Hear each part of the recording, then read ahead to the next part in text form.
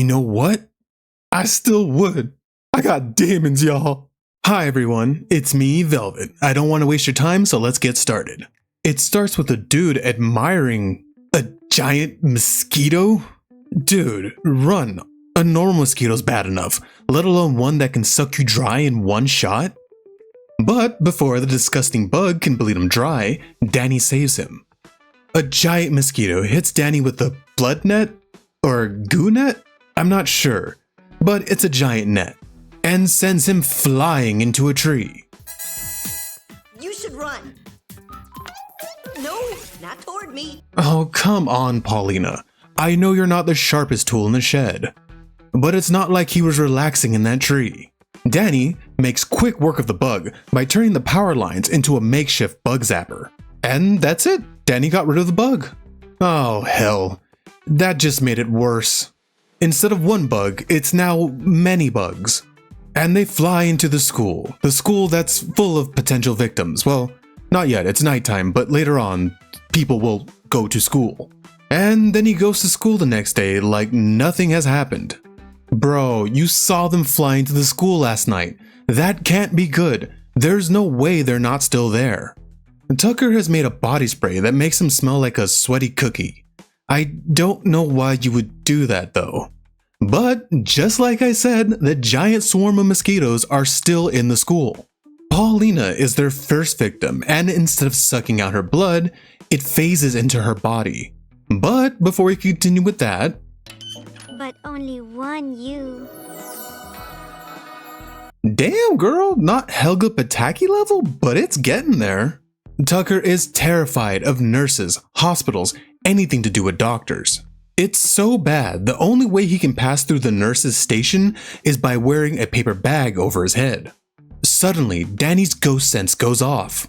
We see that it's Paulina and she's glowing, and not in the good way. She looks sickly and pale. The next person to get hit is Danny's own sister, Jazz. Then Quan, then the blonde chick. All hell then breaks loose, and the entire school has been bitten by these pesky bugs.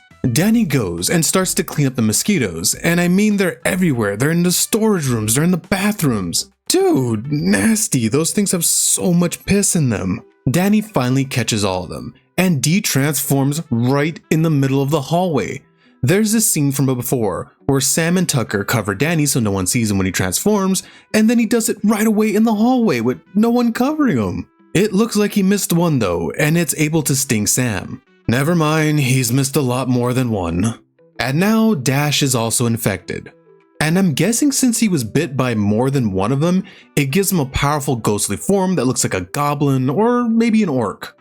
They fight, and Danny is able to get the upper hand. And just as he's about to lay Dash out, Dash is able to transform back into his human self. Which bums out Danny because he can't beat the crap out of his bully. The next scene we have is the parents at the school wondering what the hell is going on with their kids, but they're not allowed to see them. I know if that was me back in the day when I was going to school and they said that to my mother and my father, those people wouldn't be able to walk.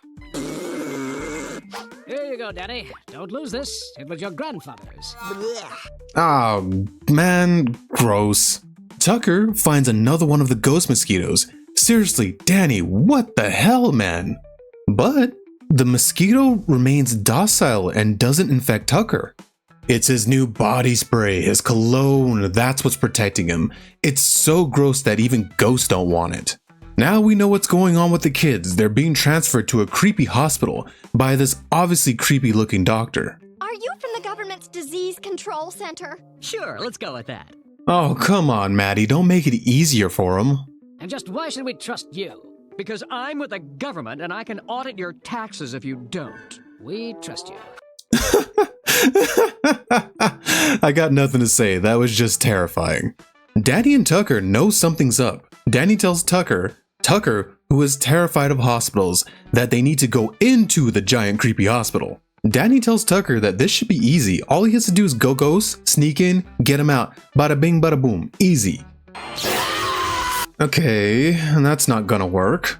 Yeah, that definitely means there's some ghost stuff going on in there. But if being a ghost won't do it, Danny's going to have to do it the old-fashioned way. He's gonna have to go human. Has this young man been exhibiting any ghost-like symptoms? Wait, he can do that? He can use his ghost powers when he's not even in ghost mode? I don't remember him ever being able to do that. Danny successfully infiltrates the hospital, and we get to see what's going on in there. People are floating, people are going intangible. It looks like everybody has a little bit of Danny's ghost powers. Even Dash is there. It looks like he's lost his goblin mode, and now he has Cyclops' powers with Cyclops' drawbacks, where he can't control his eye beams. Danny is finally able to be left alone and starts to look around the hospital, and he finds Quan. Quan has one of the abilities that Danny's been trying to figure out for a while now. I've been trying to do that trick for months. Hi, I didn't put it at the beginning because I think you're supposed to put it at the middle. I don't know, but I'm gonna make it quick so you can get back to your story. Can you please like, comment, and subscribe? It'll really help the channel out. I'm trying to hit a K so I can get monetized, and then I could stop working and I could sit on my perfect cat fox ass every day. Danny hears someone. It's his sister Jazz. And I don't even know what ghost power this is. She's just a head in the jar. Just as Danny's about to talk to Jazz, he hears a scream off screen. I like that Danny remembers to turn away his sister so she can't see him transform. But this is the same Danny who transforms in the middle of the school hallways. So I don't know, man. Just tell your sister. Spoilers, she already knows. Danny makes it to the patient's room and he sees Paulina. But the scream didn't come from Paulina, it came from Sam. They're sharing the same room, and Sam is not enjoying her stay. You'd scream too if you were stuck in a sleepover with her. Actually, I kind of doubt that. Before Danny and Sam and even Paulina can figure out what's going on, the doctor walks in and starts to gas the room, putting Sam, Paulina to sleep. Danny is even also affected. The doctor turns out to be Spectra's little simp. Danny finally regains consciousness, and we get to see her, Spectra, in her ghost form. And honestly, yeah, I would. Now, credit must be given where credit is due. Even though Tucker is terrified of this sort of thing, he still goes all in to save his friend. As Tucker makes his way through the hospital, he finds Sam floating on the ceiling. Sam? You call me an airhead. You really should stop and consider all the vile things I could do to you from up here. Hey, I know some people would pay a lot of money for that. Not me. I'm not that much of a degenerate. Sam gets Tucker up to speed and tells him what's going on. Since she's stuck permanently floating in the air, she can't really do much to help in this situation. But she's able to remove the vent and get Tucker into the ventilation system. Spectra starts to spill the plan. The whole plan is that she wants to permanently be beautiful and powerful, and she's going to do it with this banging body. And to do that, keep herself young and powerful forever, she needs to harvest the DNA of the kids. That's right, she was the one who let the mosquitoes out to infect the kids, and then they opened the creepy hospital to isolate them from their parents and everyone else. Jazz's brain, Dash's muscles, Paulina's nearly flawless skin. Nearly flawless? I thought she had flawless skin. She has a mole. Oh. I wonder where. The ghost powers though, they were a side effect, and eventually they're going to go out of control and the kids are going to burn out into little withered husk. Holy hell, this is a kid's show, but that's a pretty gruesome way to go. Burning out into nothing alone in some creepy hospital where no one's there to help you? Danny has a really big part to play in all of this. She needs his DNA to hold the body together and to keep her young. For some reason, his half ghost, half human DNA is what's going to do it. She throws him into the device that's going to take his DNA.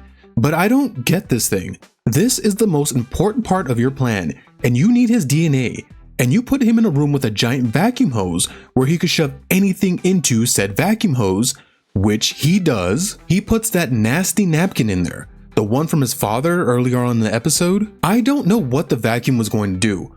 Why would she just not take a piece of his hair, a skin sample, blood, anything like that, to make sure your plan succeeds? Spectra, after successfully getting the DNA, now steps into her new skin. And god damn, that's a 20 out of 10. Except for maybe the hair. I would change that. But other than that, I love the design.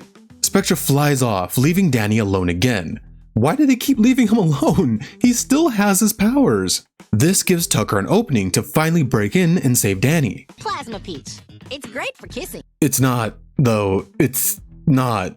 I like to have my head on my shoulders. Danny blasts Spectra's little simp, and he starts to Hulk out. But it's a pretty gross transformation. The top of his skull explodes from his head. Holy crap, this is a kid's show. That's pretty intense. No, no, no, no, no, no, no, no, no, no. Don't do that. Don't put that to your face.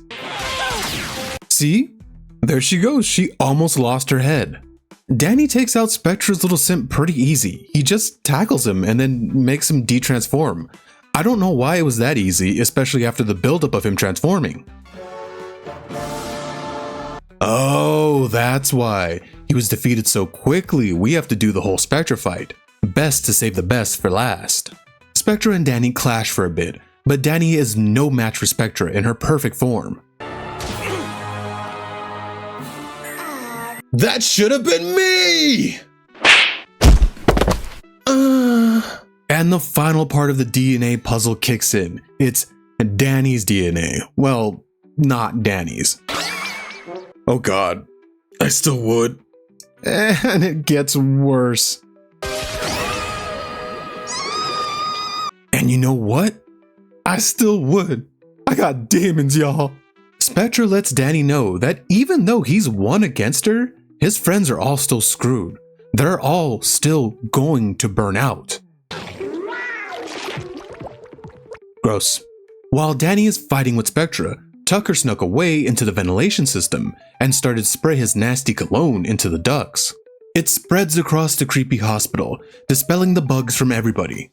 Danny is able to one-tap Spectra and sends her gooey guts everywhere, and sucks up the disgusting pile of goop with his Fenton thermos. He finally catches all the mosquitoes this time. First trip to a hospital, and I'm the only one who didn't get hurt. Oh, that's definitely a red flag there. Yep, saw that coming. And our episode ends with Tucker in a real hospital because of Sam falling on him, of course, breaking his leg. He also gets to share the room with a nice friend.